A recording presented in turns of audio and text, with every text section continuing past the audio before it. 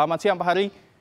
Pak Hari, bisa dijelaskan sebenarnya seperti apa modus yang dilakukan oleh pelaku hingga korban ini terpedaya?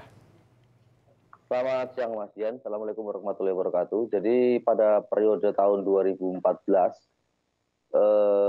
pasangan suami istri ini mendirikan CV Kebun Emas Indonesia.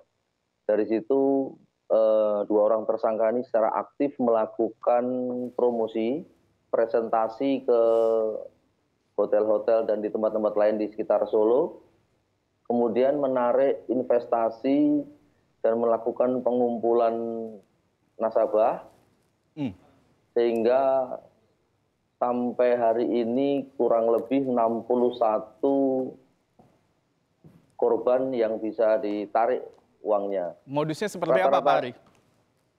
Dia menawarkan profit sharing dalam hal penjualan emas. Di mana setiap bulan ditawarkan akan mendapatkan profit sekitar 5%. Dari nilai investasi? Betul, dari nilai investasi. Setelah ditunggu sekitar 6 bulan, para nasabah mulai resah karena profit yang dijanjikan tidak bisa diberikan oleh dua tersangka ini. Oke, berarti ini adalah bisnis yang dilakukan secara ilegal, yang dilakukan dari tahun 2014. Tadi kalau kita perhatikan dari cerita Bapak, dalam waktu 6 bulan sebenarnya warga sudah mulai merasa resah. Jadi apa sebenarnya yang dilakukan oleh para pelaku ini sehingga mereka yang merasa tertipu kemudian kembali tenang? Di beberapa korban, mereka memang memberikan 5% keuntungan itu, profit itu. Oke. Jadi sistemnya gali lubang tutup lubang. Dia memberikan profit, kemudian mengambil uangnya dari korban yang baru. Demikian seterusnya. Kalau kita lihat ada otoritas keuangan juga yang harusnya terlibat dalam kasus investasi bodong seperti ini. Sampai sejauh ini keterlibatan mereka seperti apa Pak Hari? Sementara masih kita dalami terus dalam penyidikan. Nanti kita akan kembangkan karena korban masih terus bermunculan. Kemarin setelah kita rilis ke media, sudah ada korban lagi yang melapor, sekitar 3 orang. Nah, kita akan melakukan pengumpulan bukti-bukti yang lebih mendalam untuk mengungkap secara lebih besar nanti.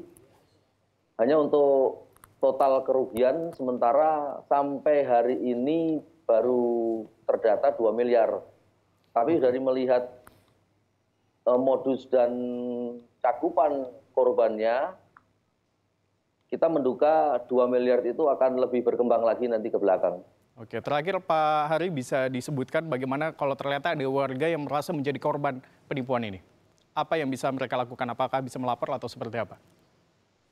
Kami menghimbau kepada warga masyarakat yang merasa dirugikan oleh CV Kebun Emas Indonesia, oleh dua orang tersangka ini untuk segera melapor ke Polresta Surakarta atau ke Polsek terdekat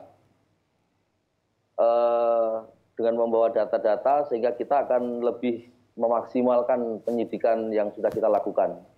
Kami juga menghimbau agar masyarakat tidak mudah terbujuk oleh janji-janji atau iming-iming yang bisa memberikan keuntungan besar dengan relatif mudah.